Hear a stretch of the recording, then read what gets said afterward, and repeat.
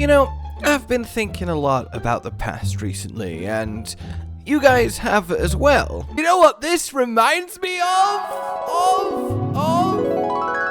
Once more then, ladies and gentlemen, of course, we are back with some old-timey look at us and how fresh of face we were. Look at our fresh face. Yes, with us going back in time and reliving that generation's ultimate cotton awakening journey. What?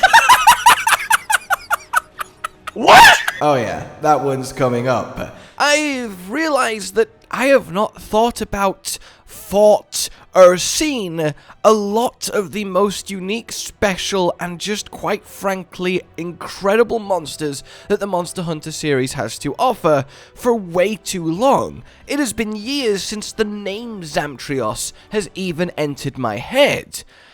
And with that in mind, it occurred to me that if there's a certain few monsters that aren't in the 6th gen, aren't in Monster Hunter 6, I think it will not just be a crying shame, but quite frankly, criminal. Okay, well, that's maybe perhaps a little bit too extreme, but it is no secret that I would say one of the only two glaring weaknesses in the otherwise masterpiece that was World in Iceborne is the lack of monster, skeleton, and type variety. The other weakness, in case you're wondering, is the Clutch Claw. And that was somewhat remedied with Rise and Sunbreak, bringing us back at least a spider in Rachna. That's good. Bringing the amphibians back with Tetra, you know, that's good too. There was definitely a much more well-rounded, freshness to the quirkiness on the fringes of the roster. But it's still, let's be honest, nothing on the likes of, for Ultimate, Generations Ultimate, although Generation Ultimate perhaps an unfair comparison because it was a Celebration Everything game, but there's no secret that we've had way more variety before, and of course that's something we want again. I would imagine when it comes to Iceborne Sunbreak, a good amount of you, perhaps I'd say half, have a favourite monster, at least, that just hasn't been in the 5th gen, that you would dearly love to fight. Take something like one of the honourable mentions that I'll be talking about today in Duramboros. Honorable mention? Yes. Honorable mention? Yes. Honorable mention? Yes! Sorry, I thought I misheard you. Honorable mention. He should be number 1. He's big, he's beefy, he spins. I mean, look at his baby. I mean, maybe that isn't relevant to this conversation in particular, but look at the damn baby anyways. Yes, Cotton's all-time favourite monster, and the only brute wyvern not to appear in the 5th gen.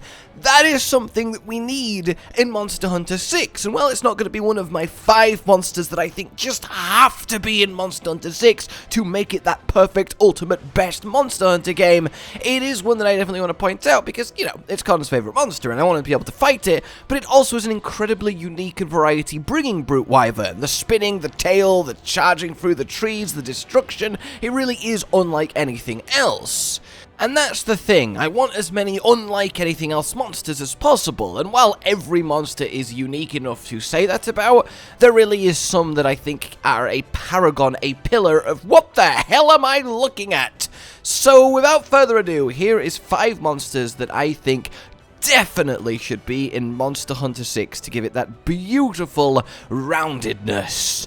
A quick couple honourable mentions though, one being Nergigante. I know he is obviously a recent popular flagship, I know he's got another version in Ruiner, I know he's just an Elder Dragon, but one, he is a kind of Shagaru frame Elder Dragon, not a Teostra frame Elder Dragon, so he's a little bit unique there, but also he operates and exists and fights unlike any other Elder Dragon. The spikes, the pure physical might, the way his fight flows, he is a beautiful monster to get good against. I don't think there's ever been a more elegant, satisfying fight to get better and better at than Nergi for me, and I think he should just be a staple challenge in any given Monster Hunter game. He's just that well designed. Then, obviously, I want to throw it back to Zamtrios again, because the ice shark that then becomes a balloon is, of course, ridiculous, and something that everyone should witness, and something we all need to witness in glorious Monster Hunter 6 graphics. Alright, to the list proper then.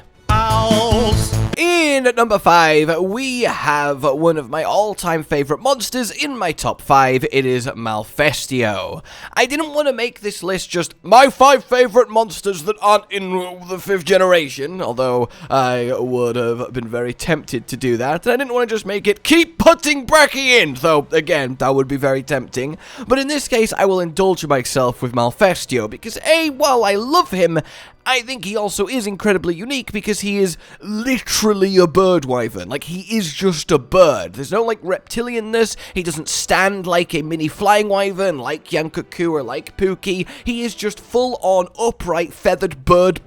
Proper bird wings, doing bird things, bird beak, birdness. You know? Proper little owl. And he comes then with this beautiful design, the gorgeous color scheme, the unique status in the form of confusion. He really is just a bag of jester tricks, and I think it's hard to argue that the phrase unlike nothing else in the game applies to him more so than nearly every other monster, and really does deserve a place, well, on this list.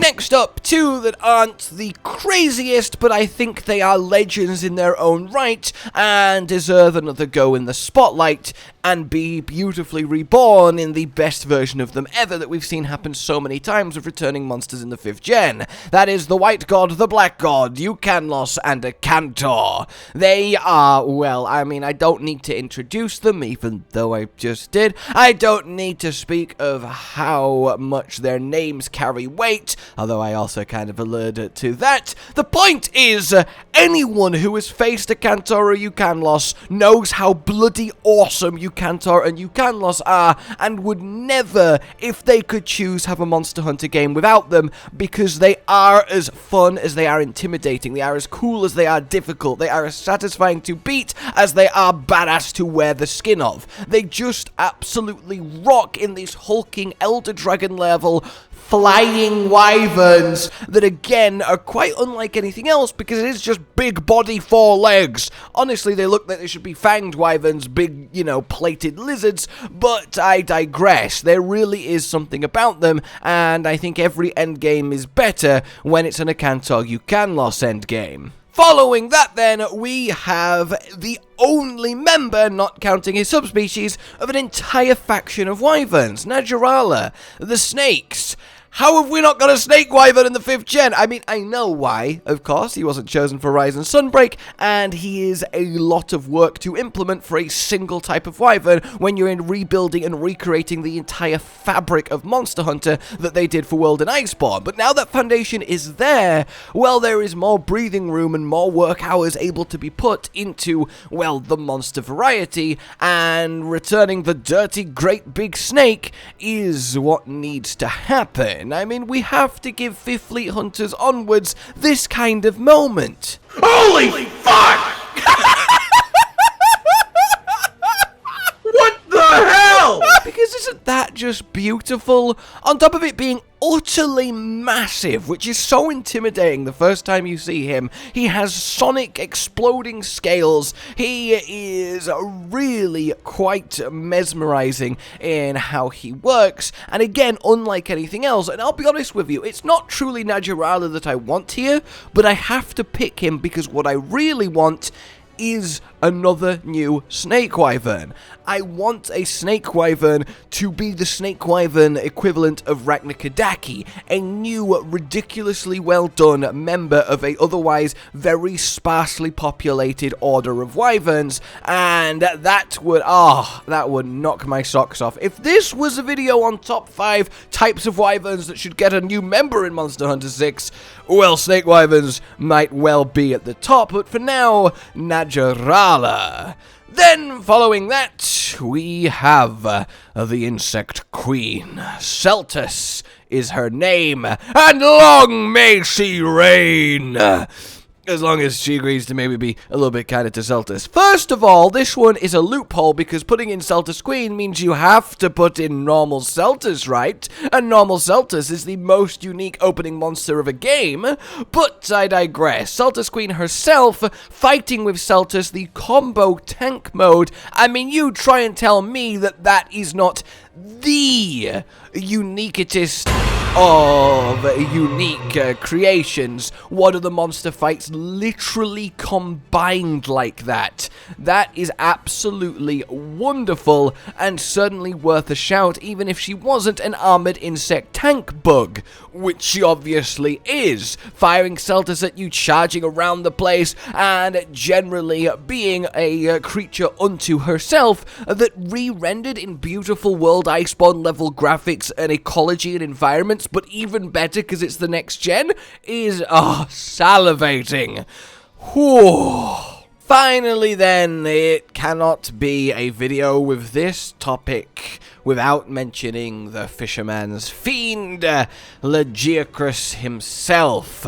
He is the flagship that has not made its way into the 5th gen, despite repeated attempts once and ultimately failures at doing so. The Lord of the Seas, the Leviathan, the pioneer of the entire class. He just has been missing, for technical reasons primarily, and it is a shame.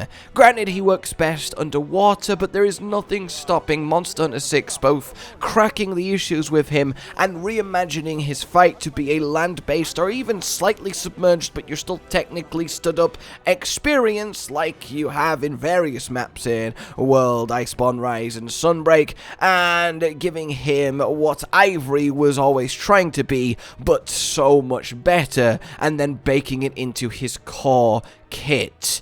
It would be seriously a shame to imagine 2, 3, 4, 5 mainline Monster Hunter games go by without Lagiacrus in it. And I think this one is an easy slam dunk for first place, and I imagine the one that most of you are probably like, yes! Damn yes! I preach! Alright then, ladies and gentlemen, that is my chosen 5, but of course, that doesn't mean they are the correct 5. What would yours be? Let me know down below, but for now, like if you enjoyed this, subscribe and hit the bell for more, and until we meet again, consider supporting the future of this channel on Patreon down below. A goodbye.